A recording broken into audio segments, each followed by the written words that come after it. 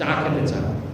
অনেকেই জানেন হয়তো এই যে তাদের প্রস্তাবের কথা মিডিয়াতে এসছে, অনেক ধরনের প্রস্তাব তারা আমাদেরকে দিয়েছে। রাষ্ট্রদূতের পদ, সবচেয়ে বড় জায়গা ম্যাকলিন, দামি জায়গা, আমরা যেখানে থাকি ভার্জিনিয়াতে, সেখানে বাড়ি পর্যন্ত দেওয়ার প্রস্তাব আমরা পেয়েছি।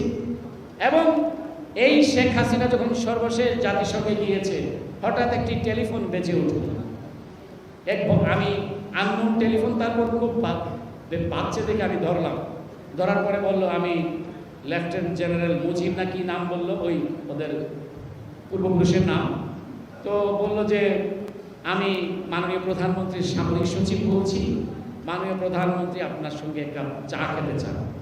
তো আমি বললাম যে আপনারা চায়ের সংস্কৃতিটা কি আটলান্টিক ওপারে নিয়ে আসছেন, টুঙ্গিপাড়া থেকে, এখন আটলান্টিকের ওপারে আপনারা চায়ের সংস্কৃতিটা নিয়ে আসছেন। Mind in general, it is United states. তা আমাকে বললেন না আমি কিন্তু, আমাকে ইমপ্রেস করার জন্য সে আমাকে বলল যে আমি কিন্তু ম্যাডামের এসএসএফ এ ছিলাম। আমরা ম্যাডামের এসএসএফ বুঝতে পারিনি। বলো যে আমি ম্যাডাম যখন প্রধানমন্ত্রী ছিলেন তখন আমি এসএসএফ এ কাজ করতাম। আমি বললাম যে সেই বিবেচনায় কি হাসিনা, এইভাবে সেই বিবেচনায় কি হাসিনা আপনাকে এসএসএফ এর প্রধান অথবা সামরিক সচিব করেছে, সেটা আমাকে বিশ্বাস করতে বলেন?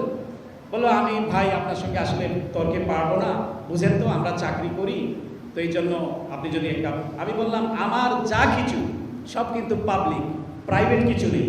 আমি অবশ্যই শেখ হাসিনাকে দাওয়াত গ্রহণ করব, সেটা পাবলিকলি আমি তার প্রেস কনফারেন্সে যাব এবং প্রেস কনফারেন্সে গিয়ে আমি পাবলিকলি তার সাথে কথা বলবো। আমি তাকে দুটো প্রশ্ন করব এবং এই দুটো প্রশ্ন আমি আপনাকে অ্যাডভান্স দিয়ে দিচ্ছি।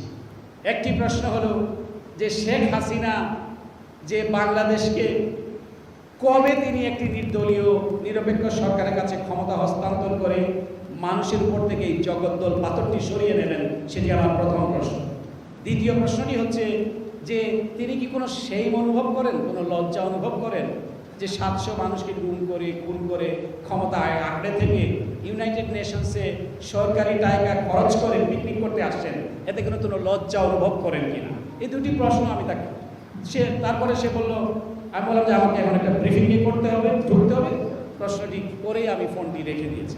আমি কথাগুলি বলছি নিজেকে জাহির করবার জন্য নয়। অর্থাৎ তারা এভাবে করে শুধু মানুষের জীবনহানি করেনি, তারা মানুষের চরিত্রকেও বিনষ্ট করতে চেয়েছে।